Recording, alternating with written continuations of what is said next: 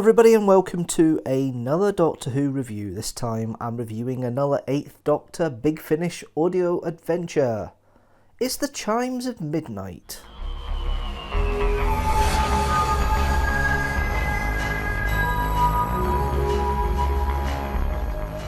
The second of the second season of Paul McGann's Big Finish run. And yes, let's go over the plot for this story. The Doctor and Charlie land the TARDIS inside a larder of an Edwardian home.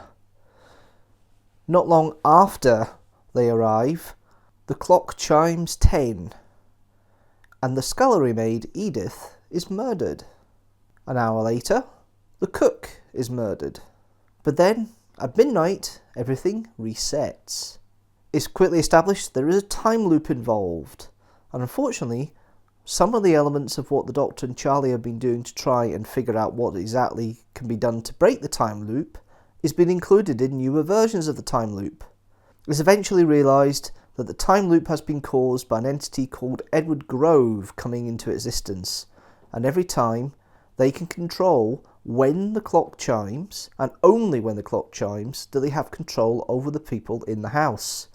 There are 5 servants in all stuck in the time loop, always dying and re-coming back to life again. It's a very tricky situation. Charlie almost becomes part of the time loop, and it takes the Doctor facing Edward Grove through the butler as a channel for his voice, effectively being strangled to be able to stop the whole situation. It turns out that Edith committed suicide not long after Charlie was killed on the R101 in 1930. Of course, Charlie didn't die, she was saved by the Doctor, but Edith wasn't aware of that. The time loop is based off that death, and Edith has to be persuaded either to live or die, and Charlie has to go with her in either decision. At the end of the day, Edith decides to live, and the time loop is broken. Okay, I'll get into the crew in a minute, but let's go in with the cast and have a talk about the characters. And unlike Invaders from Mars, which had lots of different characters, this time there's only 5 guest stars and the 2 principals. So there's only 7 to go through, and I think in that respect it works better because there's less characters that need to be fulfilled, and the character development is developed in a lovely way, and I'll get into that more with the crew. But let's go through the cast first. Let's start off with the Doctor, of course, played by Paul McGann. This is certainly showing all the elements of the 8th Doctor you saw in the TV movie, but it's starting to develop a slightly different side to the 8th Doctor. This kind of dry sarcasm and this dry fun swashbuckling that he seems to have about him is coming through in this one, and you get the sense that Paul McGann really enjoyed trying to develop the character in the second season of his audio adventures, and this is probably the first one where you actually see that happening in a way that kind of shows the Doctor steel. It shows obviously he is very much embracing his previous lives, but also embracing this new personality that's coming out and using it to his advantage in this situation. Obviously audio, he's very talky, but the 8th Doctor was very talky in the TV movie and has continued to do so in this, so in that respect it's perfect to develop his character. I think it's quite obvious the Doctor realises there's a time loop from more or less the off, because all the staff and that were turning around saying that Edith's murder was suicide, but it wasn't suicide. It was obviously just a murder at that point. But the suicide element actually comes, of course, from Edith actually committing suicide in real life, which was interesting. Although at that point Edith wasn't a scullery maid, she was a cook. Then we have Charlie, played by Indi Fisher, and it's very nice actually to have Charlie with more of a role in this one. She's actually more involved in this one than she was in Invaders from Mars. And it's nice to actually see the history and the development of the character, how it seems that the whole Edwardian situation seems to be surrounded her childhood, although obviously her childhood is probably about 10 years later, because she was only born in 1912, so this is set in 1906. But the way that Indi Fisher puts Charlie across here really works for the service of the script, and it's not quite as wide-eyed and innocent as it was. There is a bit more steel to Charlie in this one, and she's really inquisitive and really helps with the plot along. She still relies heavily on the Doctor in regards for answers and that, but she's starting to pick up on things. She's starting to learn, and it comes across very well with that in this story. We then have Edith, played by Louise Rolfe. Probably the linchpin of the plot really is Edith Thompson.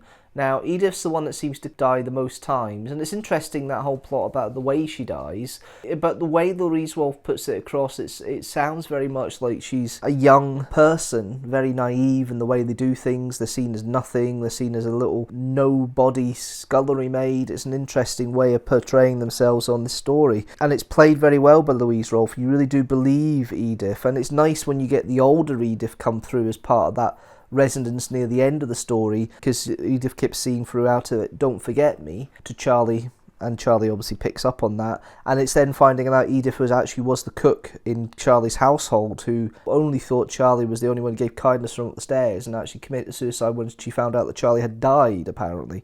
Obviously Charlie didn't die, but in this paradox she died, so that was very well played, and I really did enjoy the way that Louise Rolfe has put that character across. I think Edith's probably the strongest guest character, and quite rightly so. She is the crux of the whole reason for the time loop, which is really interesting. We then got Lennox Greaves playing Mr. Shaughnessy, the kind of Irish butler, very much probably a stereotype of that sort of role for the time. Very much is playing on that kind of gruff, need to be respectable, but I know I'm a servant sort of role, and it works very well for me. I quite like it, and I think Lennox Greaves does very well with what he's given in the script. We then have Sue Wallace playing Mrs. Baddeley. Mrs. Baddeley is very much a very obsessive plum pudding cook, but very nice the way she does things, and I think it's well played by Sue Wallace. The character itself is quite repetitive, I think is the way of calling it, but the fact she's trying to be friendly with Charlie, my poppet, and things like that, the phrases she uses, Sue Wallace comes across as kind of like this sincere, but also there's something not quite right about her in the background, which really works. We then have Robert Kirbishley playing Frederick. A nice little role for him. He doesn't have too much. He's the chauffeur. He has a fling with Mary, but they're kind of minor characters there, but they're all part of the plot, because obviously they all turn at a dime in regards to what's happening, but it's played well by Robert Kirbishley. And then we got Mary, played by Juliet Warner, who seems to have a slight above her station characterisation there, because Mary is seen as higher up than the scullery maid. She's the lady's maid. It's an interesting characterisation. I like the way it's been put across, and I think Juliet Warner does a very good job of it. We've then got some elements that I like, some elements I don't like about this story. The one downside I would say about this story is the situation with the length. I think the time loop story could have been wrapped up a little bit quicker, the whole idea of it. It just go on a little bit too long. There's enough to keep it going, but I think it is slightly too long. It's 115 minutes, the story. It could be done in maybe 100 minutes. You could have shortened the episodes down a little bit and it would have worked just as well as 25-minute segments instead of nearly half an hour each episode. I think that would have worked better. Maybe a couple of minutes off each episode would have made a difference here for the release and would have made it a more solid story, I think. And that's the only downside I have. There are lots of good things about this. I love the timey-wimey stories. I love that loop. I love the way it works. There's elements in here that kind of make you feel uneasy because they keep ignoring Edith after the second person dies. The way that Edith is killed various ways, she's either drowned in water or she's cuts herself, or, and there's interesting ways of them dying. The idea that Mrs. Baddeley chokes on her own plum pudding is interesting. That's an intriguing way of doing it. Frederick gets knocked down by the car. I love the elements of the fact that the servants obviously have been doing this for such a long time. They get confused with the elements they describe when they get asked the questions on a repeat basis. All these hints to show that things are changing in the time loop, but that similarity and that sameness kind of gives it that uneasy feeling, and it really is well put together in regards to the way it's written. I think it does work for the cast being such a small cast in that respect. I think it works better for it being a small cast, because if you'd had a couple more characters in here, it probably wouldn't have actually worked the way it does. Because it's such a small ensemble, they have to work harder for it, and I think all the cast do. And it really is a lovely listen to have. And as I say, apart from the length, I really think this is one of the better stories of that time in regards to the Big Finish audios, and it's really well written by Robert Sherman, and I think he shows here his writing chops that then led him to be one of the writers in the first series of Doctor Who with Dalek. I suppose one of his best stories and best well-known Big Finish audios is still to come in Jubilee, but I think it's a very good opener for him in this story here, and I think it works really well.